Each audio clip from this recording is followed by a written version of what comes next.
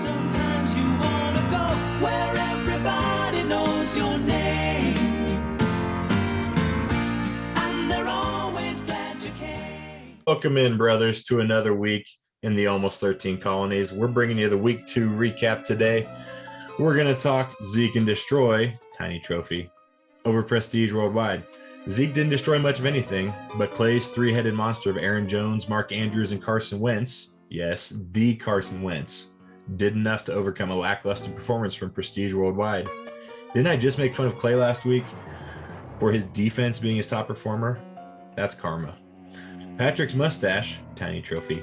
Top lips, Kittlecorn. Kittlecorn looked more buttered this week, letting victory slip through his hands. While Josh Allen did everything he could, it's still hard to win with two of your top four players injured. Give credit to Mitch, though. All he does is win. I've never seen a winning stretch like the one he's on right now since the playoffs began last year. Starting to challenge Creighton for the best in the league reputation, if you ask me. Hurts, don't it? Losing to a team worse than Rutgers. Pat being halfway last year's win total after 2 weeks has him half chubbed, sounding off in the group chat. His team isn't flashy, but has a bunch of gritty dudes who just get it done. It's also worth noting that the group chat is a little too quiet with Pierce sitting at 0-2, almost like his signature trash talk has turned into pot stirring instead. Hard Knocks Life revolted and dethroned the King in a matchup of the alleged non-traitors. Zach got a solid performance from all players, but none as spectacular as the Cheetah catching 11 noodle arm passes for 190 yards somehow and 2 tutties.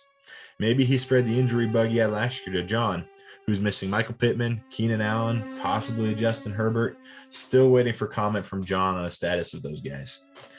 Creed's Worm guys, Tiny Trophy, did AFC West dirty, winning big despite a solid effort.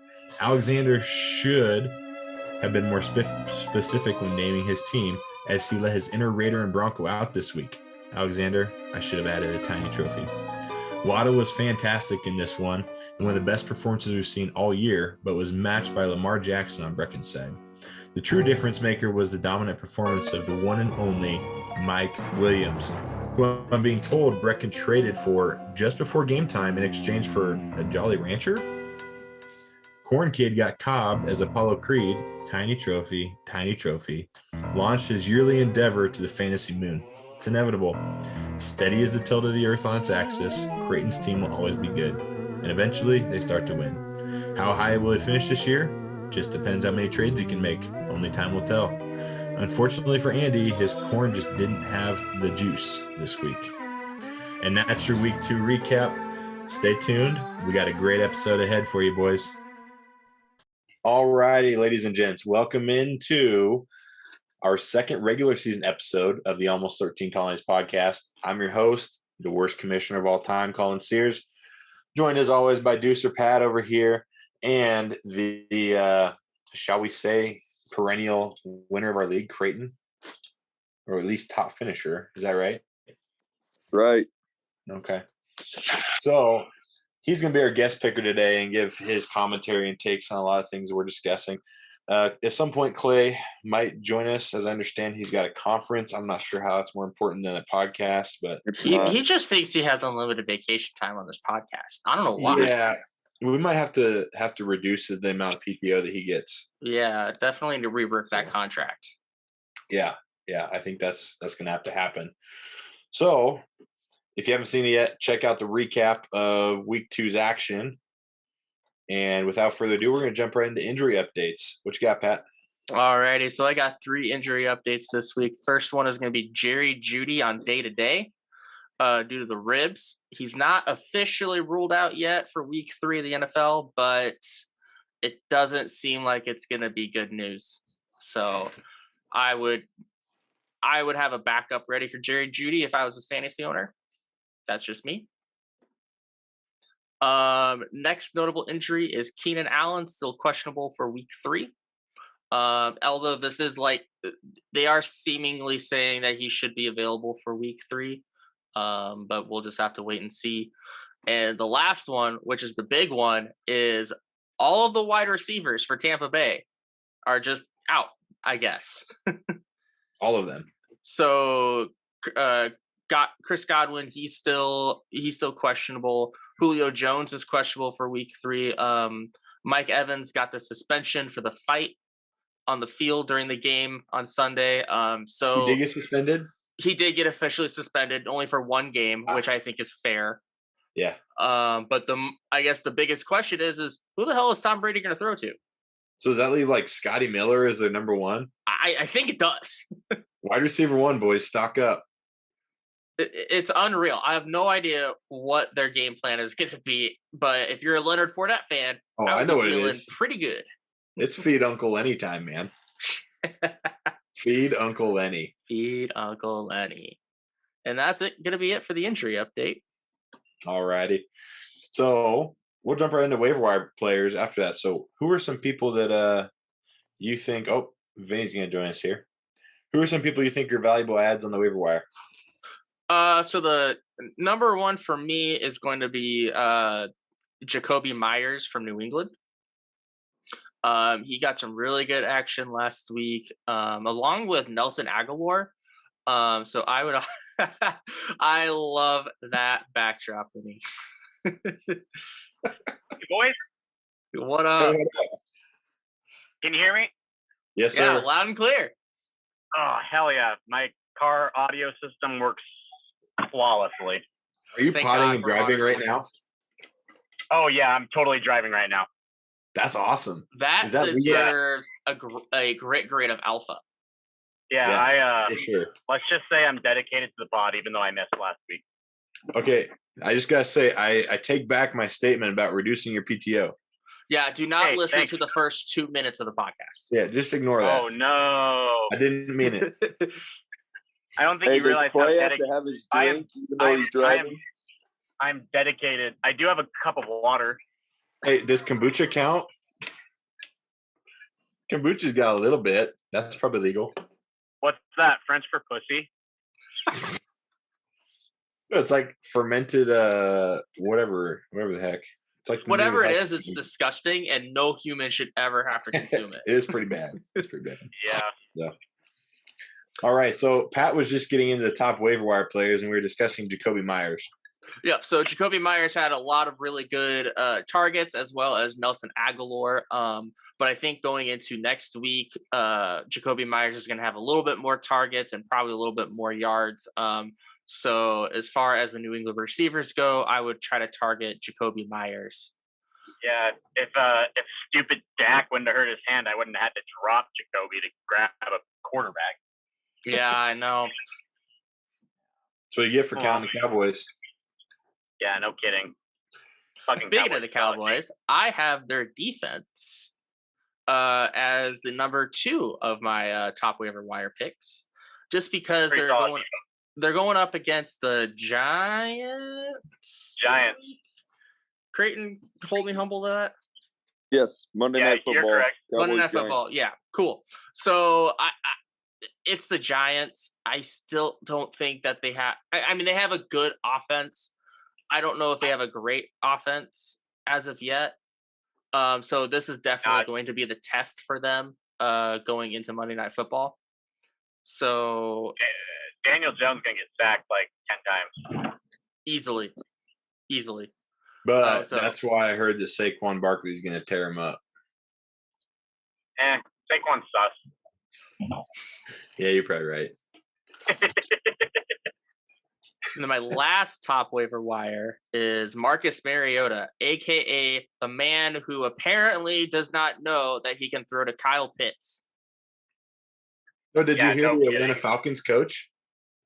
No, They asked the head coach, is it Arthur Smith, I think, about why they're not throwing the ball to Kyle Pitts, and he says, "This isn't fantasy football. We're trying to win games." right. So Okay. naturally, you wouldn't want to throw to arguably one of your best receivers, who's a tight end. Right. That would Right. really not help you win games at all. Yeah. So apparently, the Falcons just don't believe in tight ends anymore. But Marcus Mariota is still doing really good, both rushing and passing. So if you're looking for a good backup quarterback, I would definitely recommend trying to pick up Marcus Mariota. Yeah, I think he'd be a solid pickup. if anything, he's a rushing threat. He's a fill-in for sure. He's an RB3. Streamer. Alrighty. So we had a lot of activity in the league this week too, as far as, player swapping here, player swapping there, player swapping everywhere. 3 of them to be exact so far. So let's go ahead and get into the trades. And so here's the way I want to do this, since we have several this week. I'm gonna go around a circle here, and we're gonna do a breakdown of each one. I'll break down the one between Pat and Brecken. Pat, you can break down the one between Creighton and Pierce, and then Creighton, I'll let you break down the one between Pat and Pierce. That way, we're not commenting on the same one. But at the end of that, we'll just say who we think won the trade. Everybody gets a quick word in, okay?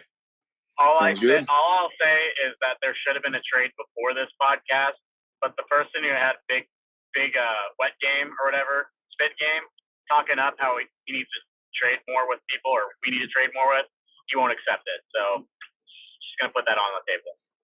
Jeez, gotta hate that, tightwads. Yeah. So the first trade we're gonna talk about was between Pat and Brecken, and what was arguably the first consequential trade in the league, where Pat received Jeff Wilson Jr., Robbie Anderson in exchange for T. Higgins and Mike Williams. And I think this one is very interesting because Pat has quite a bit of depth already. And if anybody could afford to ride the Mike Williams roller coaster of, mediocre to boom potential, I think it would have been Pat. And Mike Williams, quite frankly, made you pay week 1. He made you look silly. Same with T. Goofy. T went off too. What's that, Clay? T went off too. He did. But you were saved a little bit because Jeff Wilson didn't look like total crap either. So that helps you out a little bit. Doesn't hurt that Tyrion Davis-Price got injured in the game either. So that's a little more workload for old Jeff Wilson going forward. So at the end of the day, I still think Brecken wins this trade just because T. Higgins is going to be a top threat too, despite the injury concerns. I don't think Robbie Anderson is going to produce long term. So, Creighton, what do you think? Who won that trade? But I'm giving it to Brecken as well. Yep. Clay? Brecken. Sorry, Pat. 0-3, Pat. I don't know about that one. So our next trade, go ahead and take it away, Creighton. Give me the trade again. I don't have it in front of me. Yeah. So our next one involved Pat again. He's just wheeling and dealing, man. So he traded away DeAndre Hopkins and Gabe Davis in exchange for Tua and Treylon Burks. Ooh. Okay, I'm taking a look at the lineups before I make assumptions. I'm going to give that one to – it was with Pierce, right? Yep. Yeah. I'm going to give that one to Pierce, and here's why. I think the trade straight up is somewhat even, but I think that could be a playoff push for Pierce at the end. I really see a lot of. I mean, let me look here. You got Burks. I mean, Burks could be a breakout. I respect that, but I mean that's up there with Davis, so I'd say that's a wash. And then you got Tua. I don't trust Tua yet. He had a big week. We'll see what happens with him. Maybe he's a breakout and he becomes your starter over Carr. But I think him and Carr are very equal. But meanwhile, Pierce gets Davis. I mean, like we already talked about, that's a wash. I mean, he got Hopkins. I think Hopkins, when he comes back, is a top 10 wide receiver week in and week out. It just depends on where Pierce is at, honestly. We're not going to know who won that trade until towards the end of the year. So overall, I think it's a wash. I'm going to give it to Pierce just because I think Pierce will be in okay position at the end of that, and Hopkins will jump in and be a great wide receiver for him. And I think everyone else in that trade was kind of just a wash. So my knee-jerk reaction to this one was that I thought Pierce won this trade too. But after kind of looking at Pat's rosters and Pierce rosters, here's the deal. Pat's rolling Derek Carr, which means, I think at this point in his career, Derek Carr is what he is. And I think that the dart throw that Tua Tagovailoa is for real this year and that he's going to continue the trend he's on, I think it's worth it for you, Pat. I mean, if you can upgrade that quarterback position a little bit, if he does sustain it, the more power to you. I think you win that trade. Yep. So, yeah, I mean, I got to give it to you. I think you win the trade. I think it was a bold move. Gabe Davis and DeAndre Hopkins obviously are good commodities, but again, depends where Pierce is at. Yep. Clay, who won the trade? Won the trade.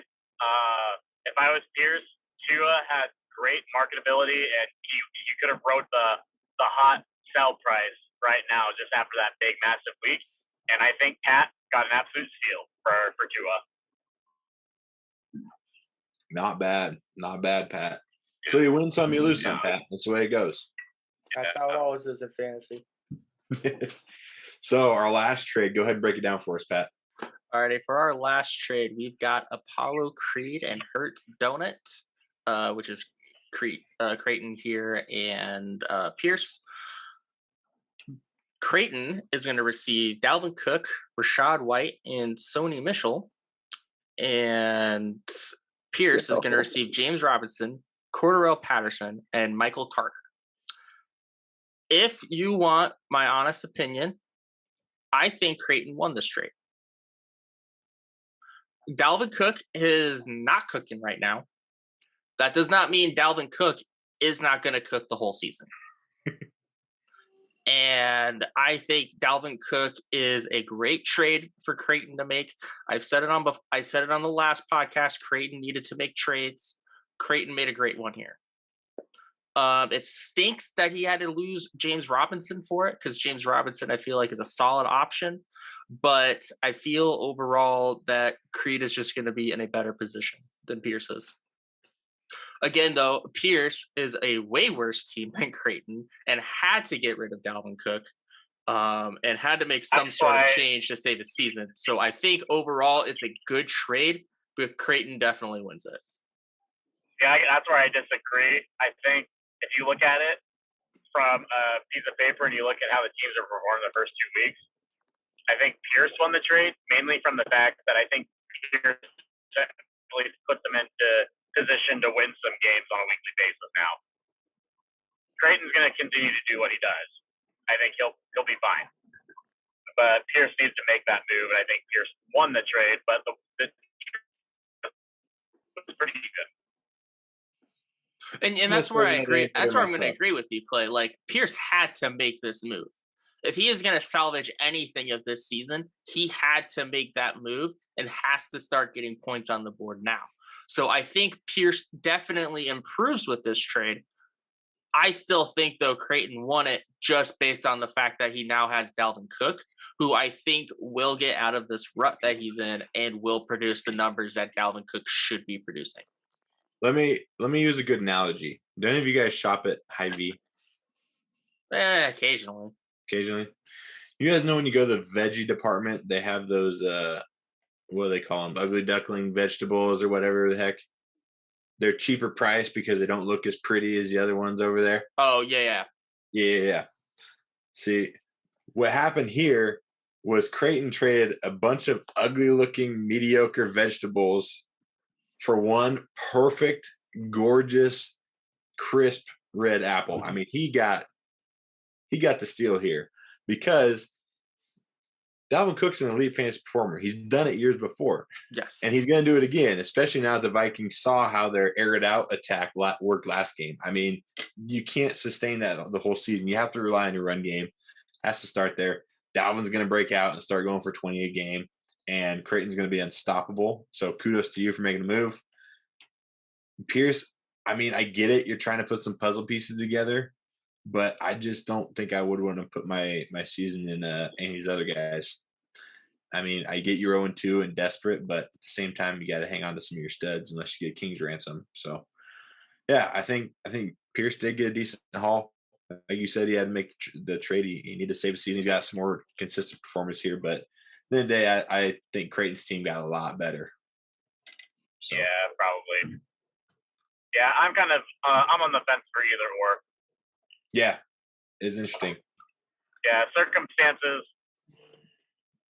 book Pierce, for the better trade. But then when you look at the long haul, I mean, that could potentially turn Creighton's team around into more of a top three team. Yep. So let's move on to our picks of the week, baby. And just to recap quickly, Colin and Clay are both tied for first in NFL picks at 4-2. Pat is 3-3. And as far as game of the week picks, I'm in the lead 2-0. Haven't missed a game of the week pick yet. Clay and Pat are both 1-1. So with our NFL picks starting with Thursday night, we have Pittsburgh traveling to Cleveland to take on the Browns. Creighton, as always, start off with the guest. Who do you got, man? Cleveland's favored by 5. Who's favored? Cleveland? Yep. Yeah, that's who I'm going to go with too. I think Cleveland, they'll bounce back. That's a rough way to go against the Jets. If Chubb would have just fallen down, which it's hard to do. I mean, you think up 2 scores under 2 minutes against the Jets, you're winning. But if he would have just fell down, they have the win. But I think they bounce back. I think the Steelers are pretty bad this year. I don't think they're a playoff team. They got Trubisky. He's not going to do anything. I'm going Cleveland, and I think they cover. I think they come out playing hard, and I think they win by 7+. As a fantasy owner, all I'm going to say is that I'm glad he did not fall down. That's all I'm going to say. 100% agree he should have, but I'm glad he didn't. You still had the W locked in, even if he didn't go in. Does not mean I did not want him to get that touchdown. Yeah. I agree with Who are you taking? What's that, Clay? Who are you taking, Clay? I got I'm same as Creighton. I think exact same thing. Okay. I just got to be quick with my responses because I'm in bad reception area. Yep, you're good. Pat? Oh, I got to go with the Brownies. Yeah, Cleveland too. Okay. So that's a 4-0 sweep for the Browns, according to our experts here. That makes me feel nervous. Our Sunday game, I wanted to choose one with a decently close spread this week. And I think this is an interesting matchup on Sunday Night Football, I believe. And it's the San Francisco 49ers at the Denver Broncos. Just to preview the game, 49ers have had kind of a rocky start. Maybe some people in the closet happy that Trey Lance is going down just because I think they have a better shot to win Jimmy G. And Denver, who's been off to a really rocky start, taking some really bad teams to the wire, and even losing to one of them. So going to this game, San Francisco is a 1.5-point favorite on the road at Denver. Creighton, who are you taking? I'm taking Denver. I think that they have a really good team. They just haven't figured it out yet. That loss to Seattle looks awful because I think Seattle's an awful team, but you have to understand the circumstances behind that game. Again, they got off to a rough start this last week. I think this week Russell Wilson turns it around. I think their running game turns it around. I'm not impressed with San Francisco, so I'm going Broncos by a field goal. Okay. Pat, who are you taking? I have the same thought as Creighton, except I have the Niners with a field goal. I think the Niners are starting to put it together. It's been a rough first start of the season, but I think now that Jimmy Garoppolo is the starting quarterback now because Trey Lance is gone, I think we're going to see more. We're going to see better passing. We're going to see more touches to Jeff Wilson, but at the same time, Russell Wilson's pissed. Russell Wilson wants to have a way better start and the start that he deserves with the team that he has. And I think it's going to be very close, but I think the Niners just squeak one out. All right. I agree with Creighton's take. I think that Denver's going to come on fire here pretty soon. They have to start clicking a little bit better. They got too good of players not to. So I'm going Denver, and I think that they actually probably win by at least 7. Oh, okay. I also have Denver. I mean, if you look at the Seahawks game, Denver had multiple opportunities to score in the red zone, but they just couldn't convert. So it easily could have been an easy win for them. Turned out to be a loss. I think Denver, I mean, if they figure out their red zone woes, they should be smooth sailing for a couple of games here. So I think Denver wins. Okay, so we have 3-1 for Denver. And our Monday night game, we have Dallas, your Cowboys, Creighton, at New York Giants. And the Giants are actually a 2.5-point favorite in this one. Interesting Monday night game with Cooper Rush filling in.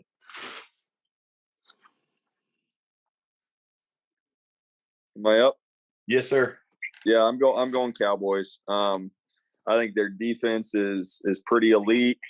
If the Giants can get the running game going, I think that's help. If the Giants try to drop back and pass it more than 20 times, it's going to be a long night for them.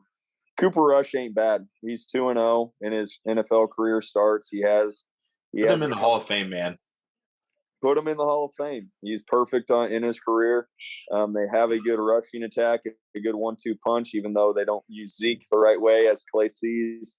They have CeeDee Lamb. They're going to be without their tight end, but is it in Dallas? No, it's in New York. Oh, it's in New York. So that makes a little difference, but I'm still going to go Dallas. I think they win by a touchdown. Okay. Pat, who you taking? This is one of those games where it is going to be decided by which offensive line is going to be shittier. In this case, I think the Giants' O-line is going to be just slightly better, and I think they're going to win this game, but I think Dallas is going to cover the 2.5.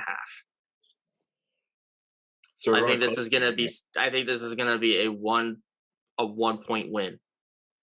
But if I was a gambling man, which I am, I would bet the under. I love it. Clay, who are you taking this one? I got Cowboys. They win by 2 possessions. Let's see. I think that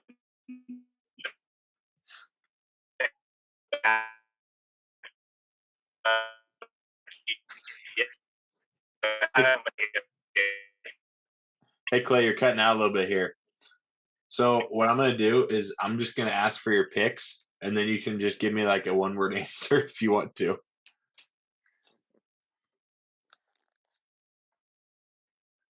I'll take that as a yes. Well, I was going to say I'll take the silence as a yes. Okay, so I'm going to agree with Pat on this one. I think that if it was in Dallas, they'd have the crowd to kind of push them over the edge. But I think being, at the Giants home field, I mean, those fans are going to be excited, man. They haven't been 2-0. Yeah. The Giants are 2-0, man. So they're going to be fired up. I think the fans are going to be fired up Monday Night Football. I think the Giants come out. Again, I'm not sure if they cover, like you said, Pat, but I think that it's a good game. I think the Giants come out on top. Like I said, if this game was in Dallas, I would take the Cowboys in a heartbeat. But the fact that they're 2-0, and the fact that it's in New Jersey, I got to go with the Giants on this one. And I think it comes down to, you have Saquon Barkley, he's the best player, on the field on offense, and Micah Parsons is the best player on the field on defense. So I'd be curious to see which one of those guys best the other one. Yeah. So let's move into our league matchups in fantasy football. Creighton, you're our guest picker this week. The bar has been set. Brecken tried, and he went 500. Pat tried, and he went 500. Are you going to do better than 500 this week? I will do better than 500. Good. And I'm looking forward to some great analysis from you regarding where each team stands here as you kind of go into these matchups. I will give my honest opinion. All righty. So our first matchup I want you to talk about is Prestige Worldwide, 1-1 coming off a loss, versus yourself, 1-1 coming off a big win. Yeah, so let's break down Colin's team first. I like Colin's team. I think you have a playoff team. And like I said, Pat, Colin, I appreciate you are two of you hold this league together. I appreciate everything you do as far as the pod goes and everything like that. You give your honest takes. I'm going to give my honest takes. Don't take offense to it if you are listening. But Colin, you have a playoff team. Kirk Cousins, he's not a top 5 quarterback, but he's going to be in he's a good option for you week in and week out. He has weapons around him. Barkley, I like Barkley. A.J. Brown, solid receiver. Kelsey, all the tight ends suck right now. Kelsey's at least valuable and will produce every single week, so he's a safe bet. A.J. Dillon, you don't really know, but I think he's a safe bet. You just don't know whether or not it's going to be Jones' night or his night. But I think he's a good flex play. Sutton, I think the Denver offense is going to break out here sooner rather than later. I think he's the number one wideout for him. It's like having a DK Metcalf when Wilson was in Seattle. So that's a safe play. Singletary, I'm not high on. But I mean, is he's your last flex plug-in? Yeah. So it's not bad. Your defense ain't bad. Suckup ain't bad. Looking at your bench, you got Hollywood, which is a safe play. You got Edmonds. Could be a good player. You got Penny. He's a good player. DJ Chark, solid. You're solid across the board. You're a playoff team, probably a top 5, maybe top 4 team in my opinion.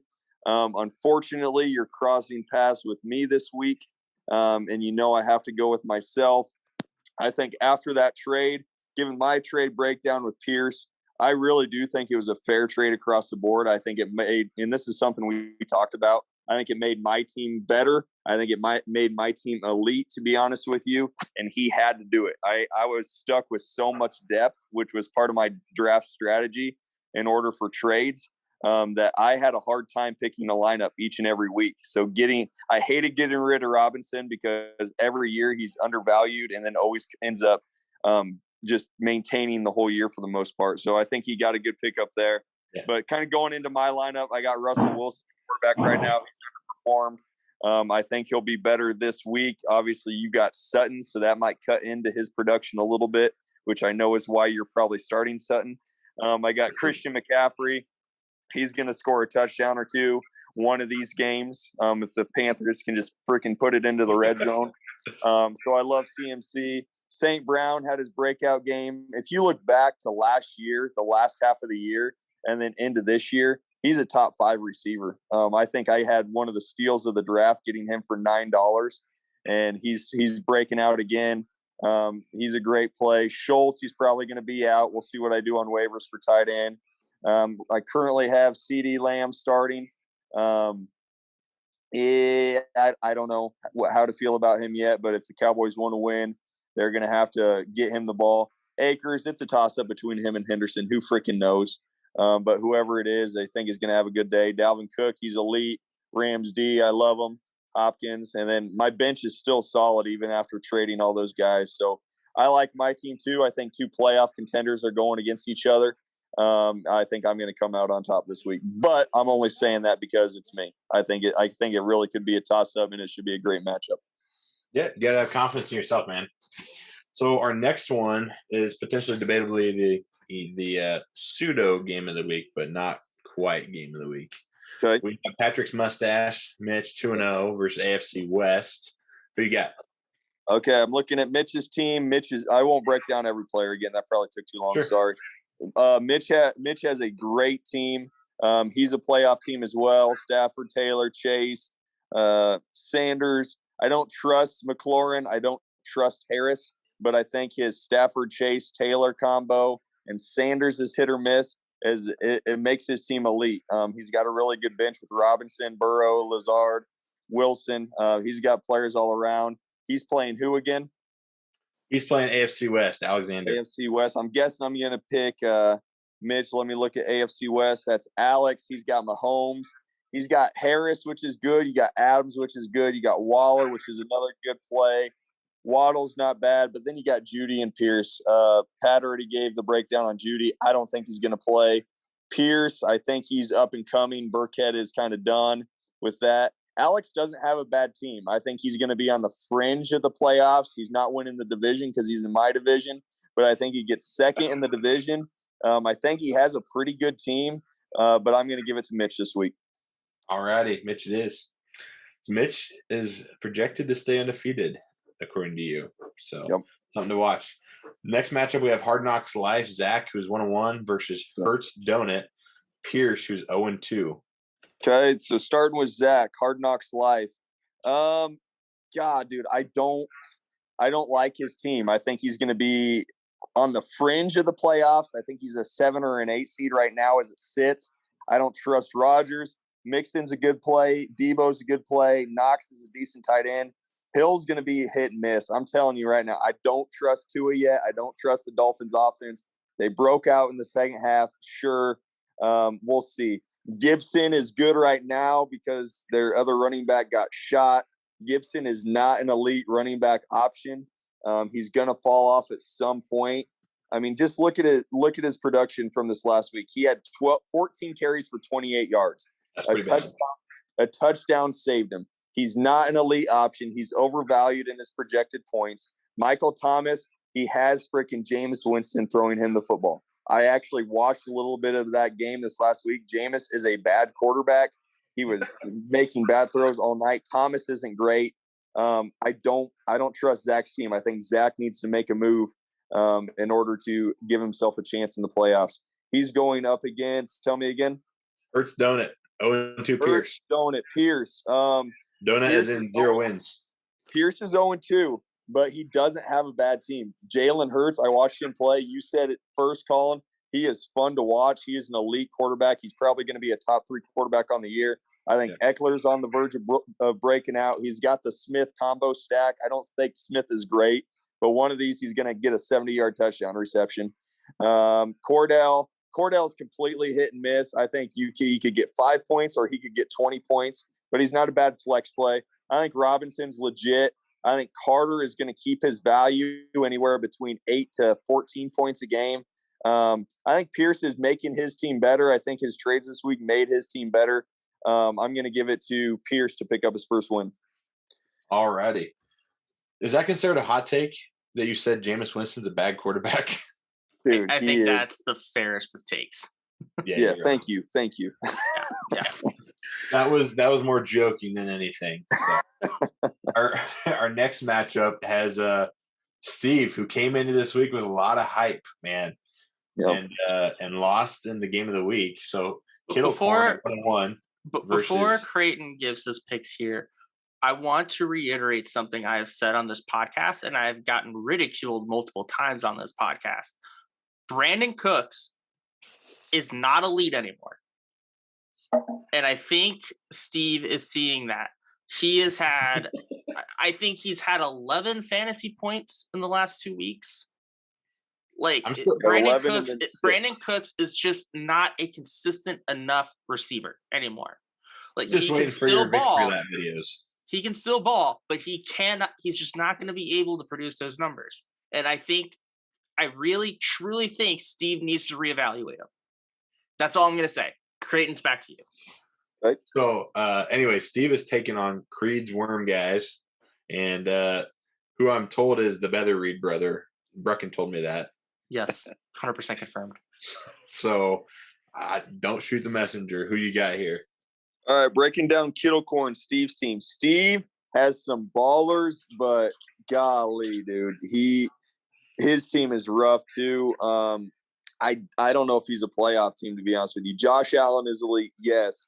Kamara, I feel like teams are just going to try to stop the run and let Jameis freaking throw the ball all over the yard. I don't think Kamara's elite this year. Jefferson is elite, don't get me wrong. Kittle, Brees Hall, he's sharing time. I don't think he's that great. I honestly think Carter's the better back, and Carter is young as well. Cooks is getting targets. The first week he had 12 targets. This last week he had 10. But the general, I don't know how accurate he is to him. I haven't watched him play. I don't think Cooks is bad, but he's not enough to be in a starting lineup and winning you or making a playoff push. Claypool, don't trust him at all. Freaking Trubisky's throwing him the ball. I don't think Steve has a great team. I think he has pieces. He's got Allen, Kamara, Jefferson, and Kittle, maybe, I guess, is his fourth, but he's really got 3. I think he needs to make a move. I think he needs to trade one of those 3 in order to get better flex options, because I think his flex options suck, and he has absolutely nobody on the bench. So that's my take on Steve. Steve, get better. And I know there was a lot of hype on Steve, but y'all are crazy if you think he's making a push. He's going up against Brecken. Brecken has a great team. Lamar Jackson is going to carry him to the play. Brecken's a playoff team, no doubt. He has Lamar Jackson. Last time Brecken won it, Lamar Jackson carried him. He's an elite fantasy option. You got Derrick Henry. He's going to get his. He's going to be elite. You got Stephon Diggs. He's the best wide receiver in fantasy this year, in my opinion. Not because he's the best receiver, but that freaking offense take shots left and right with Josh Allen. So Diggs is elite. Got a great tight end. Williams is a top 10 back if they freaking use him right. But that they're still figuring out who they are for Denver. Pollard, That's asking a lot from their coach. Right. Pollard, he's not a bad flex play. I'd take Pollard. You don't know what you're going to get, but he's a good flex play. And then he got the better end of Pat in getting T. Higgins too. And I just think Brecken has a really good team. I think Brecken is a playoff team. He's still probably going to lose to me in the playoffs like he always does, but I'll give Brecken the win this week. Okay. One last thing, some Brandon Cook stats, because I can't let this go. Apparently, week 1 he had 7 receptions. He had 7 receptions for 82 yards, 11.7 fantasy points. Not bad. That was against the Colts. I'll take that as a flex. Week 2, he had 4 receptions for 54 yards, 6.4 fantasy points. That ain't great. Brandon Cooks is the literal representation of a roller coaster. He can get high, but then he can get very down. And it's so inconsistent every single week of which Brandon Cooks you're going to get.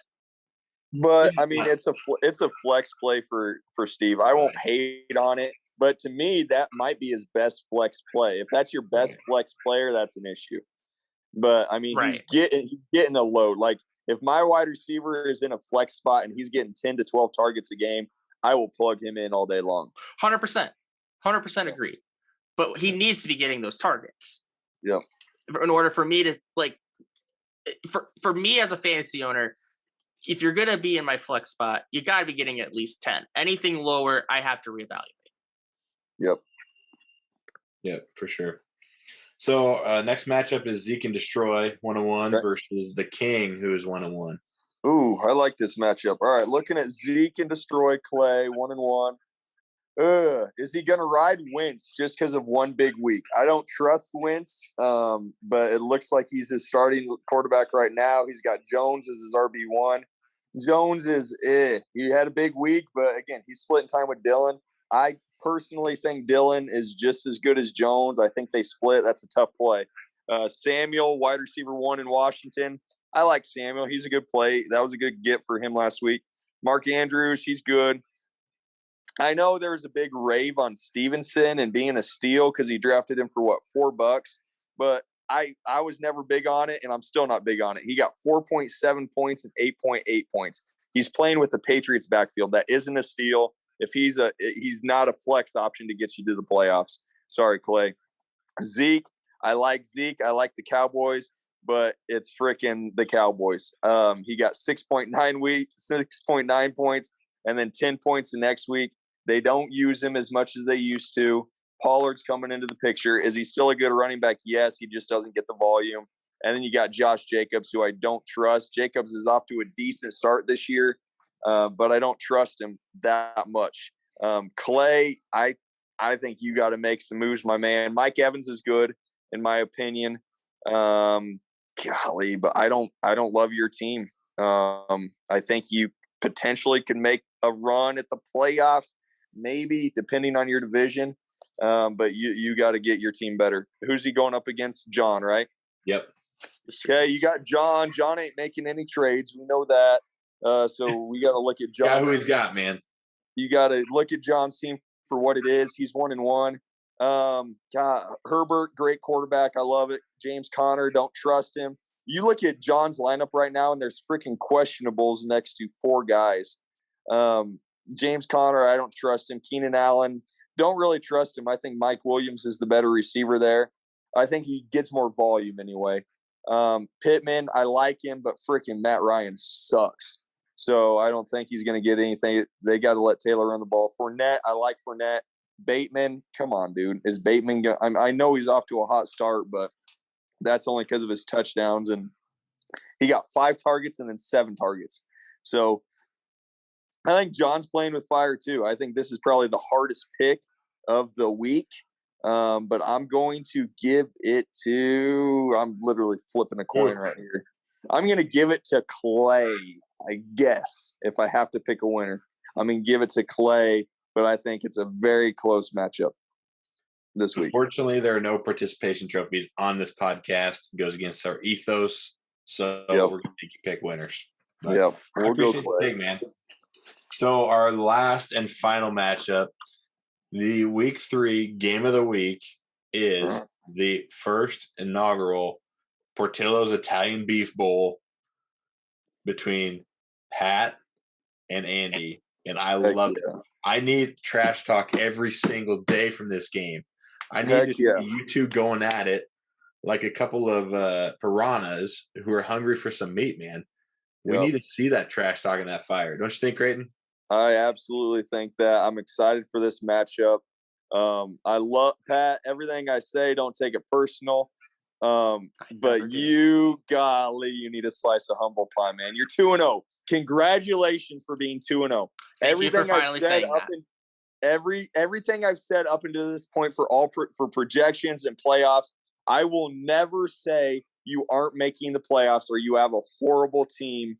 And you're not going to make the playoffs in week 3 of the season. So anyone that's listening to this and they say, Creighton, you have a bad take, you can change my opinion. It is week 3. Anything can happen. Anything can happen. So starting with Pat, he's 2-0. He's off to a good start. His quarterback is poo. I mean, if you're going to ride Carr, not high on him. You got Chubb. Chubb is a good option. He's RB1 right now in the league. He's getting volume. He's getting touches. The Browns have to ride him until Deshaun gets back. But he's a good option. I'll give you that. Kupp, I think he's wide receiver 2 or wide receiver 3, up there with Jefferson. He's a great wide receiver. You got a great RB1 and a great wide receiver 1. Ertz, Clyde Edwards, he's gonna fall off, dude. You can't put eggs in that basket. He's gonna fall off. Kirk is a big player bust, but he's a good flex play. I'll give you that. He's 7 right now, but that's just because of his 2 touchdown performance this last week. He had a good game. It's against the Colts. The Colts suck. And then you got Wilson. I think that trade, it made you realize who the starter is because now you don't have to decide between Williams and Higgins. You're just going to plug Wilson in there. I don't hate it. Pat, I don't hate your team. I think right now you are on the verge of the playoffs. You might even be in the playoffs. ESPN has you at 10. I don't listen to ESPN. I think you're better than 10. I just use that to talk trash to you. I think you have a good team. But I would probably if I were you, I'd need to make a move to get better flex. Every single one of your flexes come playoff time, I think, are question marks. I don't think Wilson will be the running back there anymore. Kirk is a hit and miss, and Clyde Edwards-Helaire is going to go down the drain eventually. But you don't have a bad team. And I won't call this the toilet bowl like you insulted me with. Andy, 0-2. Andy, I love Andy. Andy doesn't have a bad team either. He's got Kyler Murray. I like Murray, especially when Hopkins gets back. He's a good play. I watched the end of their game. That dude is fun to watch. He's a playmaker. Montgomery is a shocker. I watched him on Monday night. That dude runs hard. He is the Bears' offense. Fields is trash. Montgomery is going to carry him. Johnson, he's got Trubisky. Don't love him. Swift, I think, is elite. If he stays healthy, I think he's a top 5 back this year. I think he's got some gold there with Swift. DK, that's Geno Smith. He's trash. I know he said somebody wrote him and he didn't write back or whatever the heck he said. Geno's not a good quarterback. ETN, he's the running back 2 in Jacksonville. Robinson is better. ETN has big play potential, but as long as Robinson stays healthy, I don't see how ETN is better than him. I don't hate Andy's team. I don't think it's an 0-2 caliber team. I don't think he's the worst in the league by any means. I think this is actually a good matchup. He's got some bench plays with Gordon. If Madison, Shirley Cook goes down for a game or 2, Madison will hop in there. Andy's team ain't bad. Pat's team ain't bad. I'm really excited for the trash talk this week. But I'm going to give the win to upset Andy. We're going Andy in the upset this week. Pat's 2-0 streak comes to an end. Hopefully the trash talk that he brings to the chat comes to an end because I'll be 2-1. He'll be 2-1. He can't talk trash anymore. I'm rooting for Andy to get his first win. and really just see the smile on his face. I hope if Andy wins, he comes on the pod next week. I would love that. I would love that a lot. He needs to be on the pod if he picks up a win this week. Pat, are you taking yourself, baby? So, a couple of things. First off, Creighton, I give you a lot of shit. I give you a lot of shit because you have done very well in this league. Thank you. And you always have a really great team. You are always competitive, and your team a lot of the times is fun to watch in fantasy. So when I give you shit, just know that I do it out of the utmost respect. That being said, your pick is bad. That was an awful pick. I am winning this week. The inaugural Portillos Italian Beef Bowl. I like Andy's team. I don't think Andy's team is good. I think David Montgomery is the only player on his team that has any sort of value. And I just don't think that his team is going to, at least in this week, going to pop off like you would expect.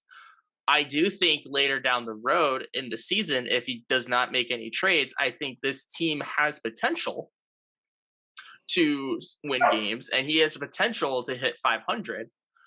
But I don't think this team is good, and I don't think this team is going to be able to produce this week.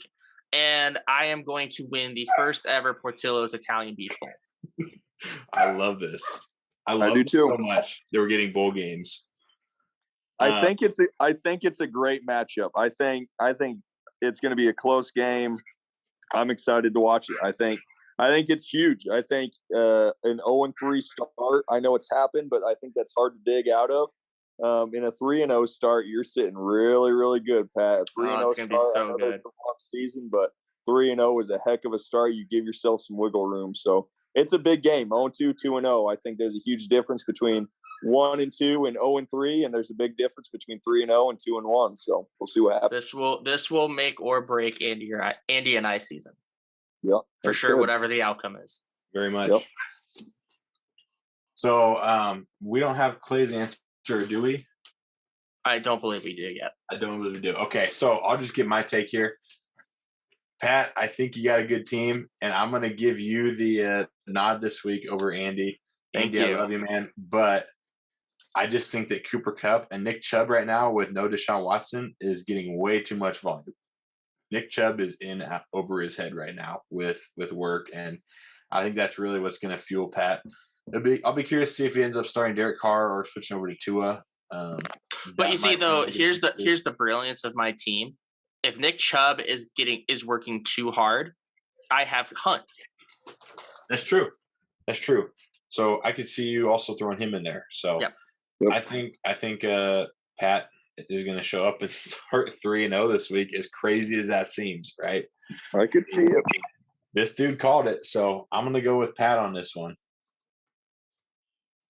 And then Clay, we'll find out his pick here before the matchup starts and get that entered in so we can keep accurate record here. So, all righty. Anything else you want to add to the podcast, Creighton? I think I gave my breakdown of everyone's team for the most part. Like I said, it's a long season. I know there has to be stuff to talk about on the pod.